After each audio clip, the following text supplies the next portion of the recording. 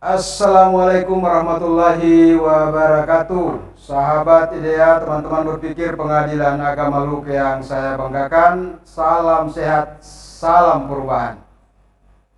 Kembali saya hadir di podcast menjumpai teman-teman sekalian. Saya Sarif Taib, selaku host yang hari ini dan ke depan akan menemani sahabat-sahabat sekalian dalam rangka bicara soal perkembangan pengadilan agama dan berbagai macam hal yang berkaitan dengan persoalan yang kita ingin selesaikan di sini. Hari ini saya tidak sendiri seperti kemarin di episode pertama. Hari ini saya sudah mulai kedatangan tamu. Tamu ini adalah mutiara dari Raha, dari Tanah Muna, jauh-jauh saya undang ke sini. Orangnya muda, kalau tidak muda usianya, tapi mungkin semangatnya yang lebih muda. Luar biasa. Mungkin ya, luar biasa. Oke, ada Pak, saya menyapa saya sebagai Pak Mustafa, Siap. Ketua Pengadilan Agama Luwuk. Siap. Betul. Sehat? Sehat, alhamdulillah, sehat walafiat. Alhamdulillah. Salam perubahan. Salam perubahan. Alhamdulillah. Baik, Pak Mustafa, Ketua Pengadilan Agama Luwuk kelas 1B. Betul sekali. Boleh ada bocoran usia sudah berapa sekarang? Usia saya masih sangat muda. Hmm. Jumlahnya 54 tahun, tapi semangatnya 25 tahun atau 35 tahun. 25 atau 35 tahun. Oke. Masih tamtama. Tamtama. Wah, ini tamtama sekaligus tantangan untuk orang-orang muda yang tidak progresif. Betul sekali. Oke. Sudah berapa lama berada di bawah Mahkamah Agung atau bertugas di Mahkamah Agung? Saya bertugas di Mahkamah Agung, tepatnya di Pengadilan Agama. Di Pengadilan Agama, saya sejak tahun 2000. 2000. Cukup lama ya, cukup lama. 2000 kurang lebih berapa? 11 sampai 20 tahun. 20 tahun. 20 tahun tahun 2000. Cukup lumayan lama. Banyak makan garam, apalagi asamnya, apalagi memang tugas banyak melewati lautan. Betul. Oke, banyak melewati lautan. Kalau begitu saya mau tahu, sudah dari mana-mana sebenarnya bertugas ini? Terima kasih. Sebelumnya saya ingin menyapa para pemirsa dengan ucapan Assalamualaikum warahmatullahi wabarakatuh. Salam sehat, salam semangat, salam perubahan. Alhamdulillah saya bekerja di Pengadilan Agama tahun 2000, tepatnya sudah PNS. 1999 saya CPNS. Saya mengawali karir dari bawah, dari staf sampai pada saat ini, dan saya sudah bertugas beberapa tempat, ya, ada awalnya di kampung halaman, yaitu sebuah kota kecil di Sulawesi Tenggara, namanya Kabupaten Muna, ya, Kota Rahat, dan saya berasal dari sebuah dusun kecil di pelosok Kota Rahat itu, ya.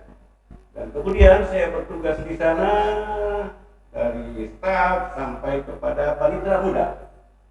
Kemudian saya mengikuti seleksi untuk menjadi calon hakim. Alhamdulillah saya lulus, dan awalnya saya bertugas sebagai hakim di Pengadilan Agama Sulawesi, Kota Tidore, Kepulauan Maluku Utara.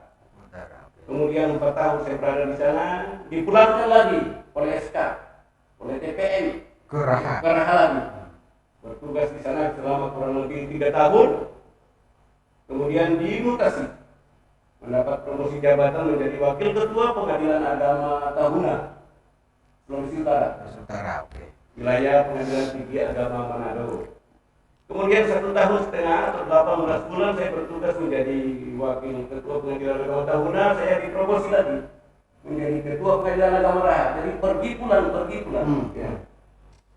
Dan selama kurang lebih 3 tahun lagi saya berada di Raha, Pengadilan Agama Raha, menjadi ketua.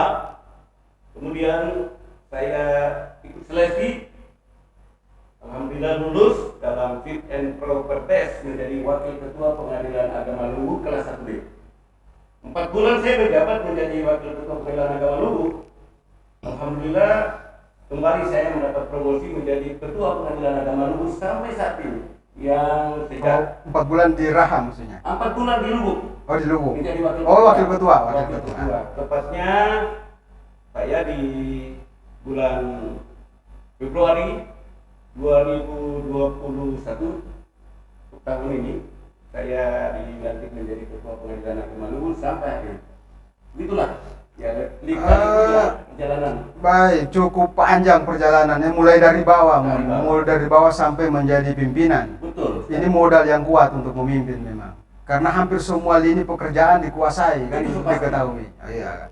Jadi memang kalau pemimpin itu terlahir dari sebuah proses ya, tidak serta merta lah, tidak serta merta jadi pemimpin.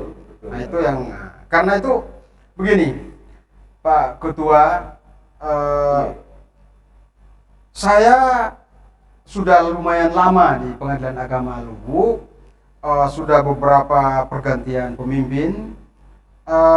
Ada hal yang menarik yang saya tidak bisa bahasakan, dan karena itu saya mau tanya, apa sebenarnya filosofi hidup dan filosofi memimpin Pak Mustafa ini?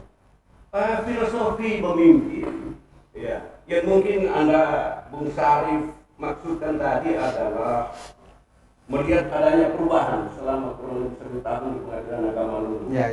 Mungkin itu yang dimaksudkan.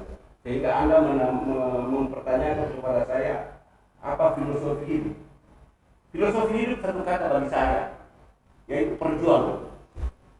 Itulah yang memotivasi saya, perjuangan. Karena memang saya memulai karir, bahkan memulai hidup dari sebuah perjuangan yang kuat. Ya. Saya lahir dari sebuah keluarga kecil di kampung yang sangat terpencil, ya, dibesarkan dalam keluarga yang begitu keras kehidupannya, ekonominya, alamnya yang begitu keras, tantangannya begitu keras. Dari semua saya sudah lewati. Saya sudah lewati dan itu ternyata memberikan modal yang kuat bagi saya untuk menjalani hidup dan memimpin sebuah institusi termasuk di Pengadilan Agama. Karena prinsip saya, kalau Anda berhenti untuk berjuang berarti harus Anda berhenti hidup. Itulah filosofi dalam diri saya. Berhenti berjuang berarti berhenti hidup. Berhenti hidup. Artinya kalau masih hidup harus berjuang. Tidak ada pilihan, harus berjuang. Tidak ada pilihan. Bagus, luar biasa. Ini motivasi hidup yang memang betul-betul membuat orang tidak punya pilihan karena masih mau hidup. Betul. Makanya harus berjuang. Betul sekali. Luar biasa. Tadi memang kalau saya harus jujur mengatakan memang karena ada perubahan. Perubahannya signifikan, bahkan drastis kan. Sehingga saya harus menanyakan itu, saya harus tanyakan itu. Karena ada hal-hal yang memang saya lihat lumayan, perbedaannya lumayan.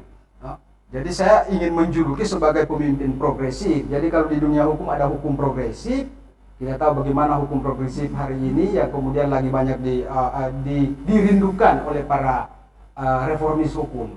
Nah, kita di Pengadilan Agama itu ternyata punya sosok Bapak Mustafa itu pemimpin progresif. Betul. Nah, karena kalau cuma hukumnya yang progresif, pikirannya tidak progresif juga agak sulit. Oke. Saya ada pertanyaan sebenarnya yang pertama, pertanyaan yang agak pribadi, tapi sebentar saya simpan dulu lah.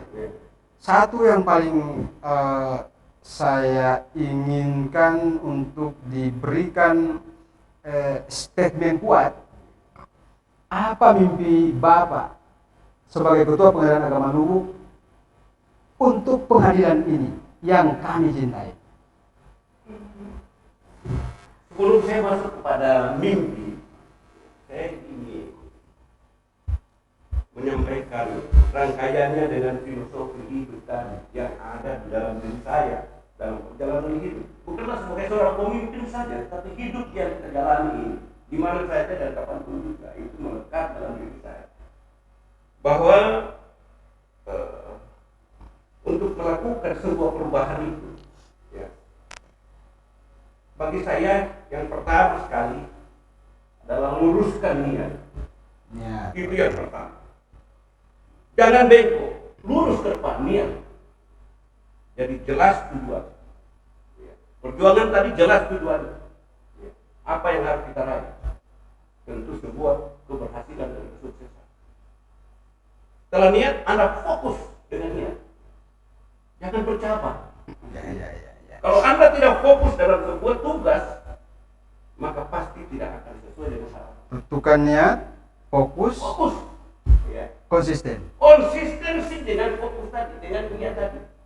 Kita fokus di perjalanan itu, maka kita konsisten. Lalu kita juga harus memiliki semangat, modal yang kuat dalam diri kita. Ya. Semangat, inspirasi. Ya. Jadi di dalam diri kita menggebu-gebu untuk meraih kesuksesan itu. Nah, oleh karena itu saya selama 10 tahun memimpin pengadilan agama Luwu ini. Saya datang ke sini, saya sudah luruskan niat. Begitu saya tinggalkan kampung halaman melangkahkan kaki, saya datang ke Luwu, ditugaskan sebagai pimpinan di sana. Maka saya harus memberi yang terbaik buat pengadilan agama Luwu. Sangat rugi negara dan sangat sia-sia hidup saya. Saya bertugas di institusi ini, tetapi saya tidak bisa berbuat dan memberi yang terbaik. Itulah yang memotivasi saya. Maka ketika saya melakukan perjalanan itu, saya harus abaikan yang lain. Saya fokus pada tujuannya, memberi yang terbaik. Nah, karena itu tugas dan itu tujuan yang telah kita, tekad kita yang sudah kita tanamkan sejak meninggalkan kampung halaman, maka saya memimpikan sebuah bangunan yang kuat, terutama dalam institusi ini, yaitu membawa institusi ini menjadi yang terbaik di mata masyarakat, terbaik di hadapan institusi yang sama setingkat atau selevel, dan bahkan orang-orang yang ada di dalamnya menjadi terbaik di mata Tuhan. Itu yang saya inginkan. Nah, luar biasa. Ada yang saya garis bawahi itu bahwa percuma negara membiayai kita lalu kemudian kita tidak fokus dengan pekerjaan kita. Tadi kurang lebih seperti itu. Seperti itu. Ya. Itu kan bahasa yang diucapkan tadi, autokritik untuk semua orang, khususnya untuk saya juga. Itu paling menyentuh itu autokritik. Nah, mengkritik diri sendiri. Betul. Bung Syarif itu pasti paham betul apa yang saya maksud. Dan Bung Syarif juga sudah melihat perjalanan saya selama setahun itu. Ya. Ada hal yang menarik menurut pandangan saya bahwa ada kemampuan untuk menggerakkan semua lini, memaksimalkan semua potensi di semua pegawai. Itu yang saya lihat tidak banyak orang yang bisa mumpuni di bidang itu, bisa mengelola semua perbedaan. Nah, ini mungkin tidak terlepas dari pengalaman panjang, karena di semua sisi kan ada pemimpin yang tidak berkarir dari bawah. Nah, sehingganya apa yang dirasakan oleh orang bawahan itu tidak dimengerti. Nah, itu mungkin itu saya melihat mungkin itu. Jadi begini, saya ingin jelaskan. Yang ada dua hal yang membuat saya enjoy. Saya merasakan kenikmatan dalam tugas ini. Yang pertama, tadi saya memang lahir dari bawah. Dari start. Saya sudah merasakan dipimpin oleh beberapa pimpinan, baik di atas saya maupun dalam tertahan sebagai pimpinan institusi atau ketua. Saya sudah mempelajari dan membaca, mengambil pengalaman dari mereka semua. Maka saya katakan saya punya referensi yang cukup untuk memimpin sebuah institusi. Sehingga saya mengambil kesimpulan adalah benar bahwa kepemimpinan itu adalah sebuah seni. Sebuah seni. Kalau dia seni, maka Anda tidak akan pernah merasa lelah, Anda tidak akan pernah merasa bosan, Anda tidak akan pernah berkeluh kesah. Kalau seni kan mengingatkan musik. Kalau musik kan ada sejumlah instrumental itu harus berbunyi seirama apa agar dia dengan nada yang apik untuk didengarkan. Sudah itu. Nah, mantap. Kalau saya tambah dulu sedikit. Oke. Ya, tadi mengingatkan beberapa irama. Kalau dia hanya satu nada, maka sudah pasti tidak nikmat. Monoton.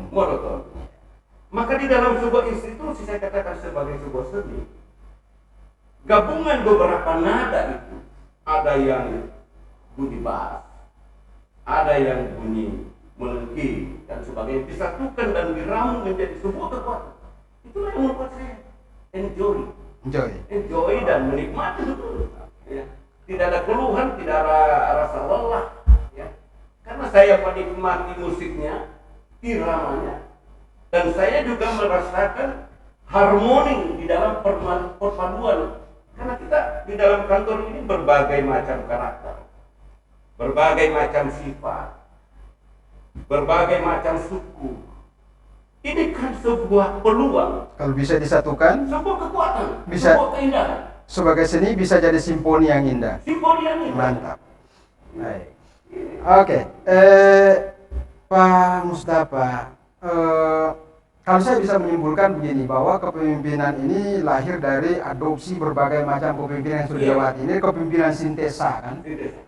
Jadi memang mencoba mensintesakan berbagai macam karakter kepemimpinan, dari yang agak demokratik, agak sedikit feodal, kan? Jadi kemudian dirangkum semuanya. Karena tidak bisa juga demokratik setiap saat. Pemimpin itu, kadang-kadang juga harus sedikit otoriter. Kalau tidak ya tidak bisa, ada jalan. Dan artinya variatif. Ya. Itulah makanya saya katakan ini tipikal kepemimpinan sintesa. Ya, istilah saya. Pertanyaan yang agak serius tinggal satu. Iya. Sebagai ketua, saat ini kan lagi marak-maraknya Kemenpan menginstruksikan kepada semua institusi negara untuk melakukan perubahan dalam rangka mewujudkan WBK WBBM. Apa target untuk Pengadilan Agama Lu? Baik. Pertanyaan Bung Salim karena penting saya jawab, untuk saya jelaskan, dan sangat penting untuk saya sampaikan kepada publik. Ya. Bahwa sesungguhnya perubahan adalah sebuah keniscayaan, keharusan, apalagi di zaman seperti sekarang. Ya. Kalau Anda tidak berani berubah, maka Anda akan tergilas oleh perkembangan zaman.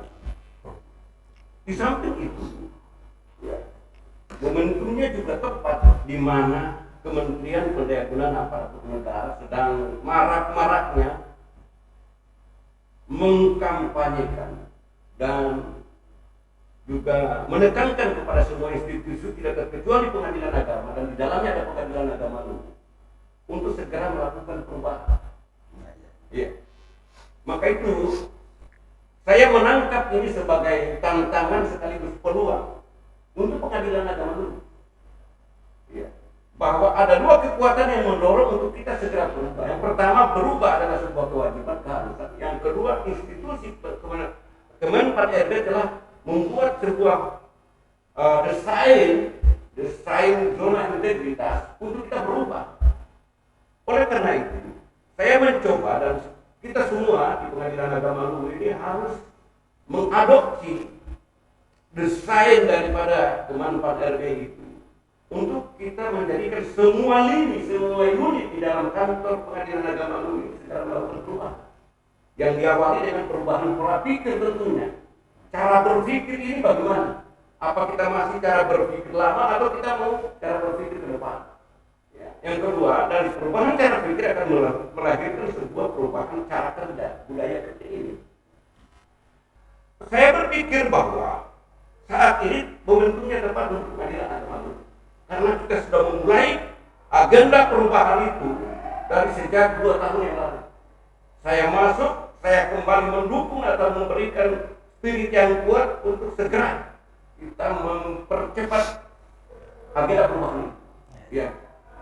Dan momentumnya sangat tepat karena kita sudah memulai, dan saya yakin bahwa dengan apa yang telah kita lakukan saat ini sudah pantas dan layak untuk meraih yang namanya WBK, wilayah bebas korupsi. Karena fokus kita pelayanan. Bagaimana pengadilan agama Luwu yang dulu terkesan mungkin menakutkan di mata masyarakat sekarang menyenangkan. Kita rubah cara itu. Ya. Pelayanan masyarakat. Yang kedua, kita menghindari money oriented, berpikir soal duit. Ya. Tapi kita berpikir soal pengabdian. Karena pengabdian ini adalah mulia di mata masyarakat, mulia di mata Tuhan. Ya. Oleh karena itu, Bung Sarif, saya ingin sampaikan Bung Sarif, bahwa target saya tahun ini kita raih BBK. Tapi bukan cuma BBK dalam tataran teori. Kalau teori kita bisa perbaiki dan hiasi retorika kita untuk meyakinkan. Tapi BBK dalam tataran praktek. Jadi betul-betul kita berubah dengan tujuan, dengan sasaran kita ingin melahirkan pelayanan yang terbaik kepada masyarakat, yang berkualitas, yang bebas dari korupsi, bebas dari gratifikasi, bebas dari pungli, dan bebas dari kolusi. Sehingga tujuan perubahan tadi kita menghadapi masa-masa di mana kita birokrasi yang berkelas dunia, dan layaklah pengadilan agama Luwu menurut ukuran dan kacamata saya bahwa yang berubah bukan sekedar tataran penghias retorika, tetapi semua lini sendi-sendi yang ada di dalam pengadilan agama Luwu ini sudah mulai ada perubahan itu kita rasakan. Baik. Menarik.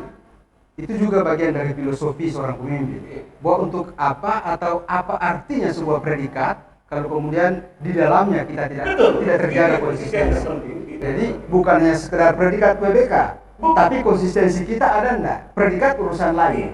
Kalau konsistensi kita ada, kita melayani masyarakat dengan bagus, maka predikat WBK atau tidak, orientasi kita masyarakat terlayani dengan nyaman, aman. Betul, bahwa kalau kita tidak raih BBK bukan berarti kita gagal. Sesungguhnya kita sudah berhasil karena sudah mampu kita melakukan perubahan diri sendiri. Ya. Itu adalah hasil yang terbaik. WBK mungkin kita bisa bangga karena kita WBK, tapi kita malu ketika WBK kita raih tetapi prakteknya nol. Menarik ini perbincangan kita hari ini. Ada sepenggal kalimat bahwa perubahan adalah keharusan. Artinya perubahan ini mau tidak mau kita harus hadapi. Betul. Luar biasa. Saya teringat dengan membaca laporan pengadilan. Nah, itu di bagian kata pengantar. Itu mengutip Yuval Noah Harari. Bahwa irrelevan, tidak relevan, termasuk tidak relevan dengan perubahan, itu adalah sumber penderitaan, sumber kesengsaraan. Jadi ketika pengadilan agama ini tidak mencoba merelevankan diri dengan arus perubahan, pengadilan agama ini bisa jadi sumber penderitaan publik karena tidak memberikan pelayanan yang baik. Luar biasa. Jadi pengadilan agama Luwu itu jangan jadi masalah. Jangan jadi masalah. Iya, jadi solusi. Harus selalu relevan dengan kehendak zaman. Luar biasa. Artinya masyarakat datang ke pengadilan agama Luwu membawa masalah. Jangan tiba di pengadilan agama Luwu bertambah masalah. Tapi dia datang dengan sebutan masalah, dia pulang dengan sebutan solusi. Luar biasa. Ini yang harus kita wujudkan ini. Baik Pak Mustafa, sore ini masih bagus perbincangan kita, hanya kita terbatasi dengan waktu. Baik. Ada satu pertanyaan ini titipan. Nah, dari karir yang dari awal sampai kemudian menjadi seorang ketua, lalu kemudian punya filosofi yang luar biasa. Ada satu nama, sepenting apa nama itu, saya ingin menyebutkan nama itu. Apakah penting seorang Ibu Mulyati? perannya apa? Tidak hanya sekedar politik, Iya. tapi dia bagian dari diri. Bagian dari diri. Bagian dari diri. Nah, Ya. ketiadaan dia satu saya kehilangan bagian dari diri saya. Itulah Luar biasa. Ternyata bukan hanya sebagai seorang pemimpin yang hebat, juga sebagai seorang suami yang romantis, laki-laki yang bertanggung jawab, ayah yang patut dibanggakan. harus romantis itu lahir karena cinta, dan cinta itu hanya tumbuh di hati yang jujur. Ketika kejujuran ada dalam diri, maka cinta akan muncul, dan cinta itu yang membuat dia akan selalu merasa kehilangan ketika dia tidak. Luar biasa, luar biasa. Kita, tapi waktu membatasi kita sampai Terima di sini. kasih Bung Sarif. Ya. Baik, sahabat dan teman sekalian yang saya banggakan, dari perbincangan kita hari ini, kata kuncinya adalah bahwa perubahan harus kita hadapi. Hidup adalah perjuangan. Kalau kemudian hidup tidak kita perjuangkan, maka tidak pantas untuk kita menangkan. Jadi hanya hidup yang diperjuangkan, itulah yang pantas untuk dimenangkan. Oke, itu kata kunci dari, dan yang terakhir kata kuncinya, jaga cinta Anda. Jaga cinta Anda. Baik, teman-teman sekalian. Karena cinta membuat semua akan menjadi indah. Oke, jangan bosan-bosan. Sebagai Pak Mustafa sebagai Ketua Pengadilan Agama, baik teman-teman sekalian, kita akhiri. Nanti kita akan berjumpa dalam episode mendatang. Saya Sarif Taib dari Ruang Media Center Pengadilan Agama Luwuk ucapkan selamat bergabung terus-menerus dengan kami Edia Podcast. Ada pencerahan di sini, ada banyak gagasan dan ide baru yang kami sampaikan.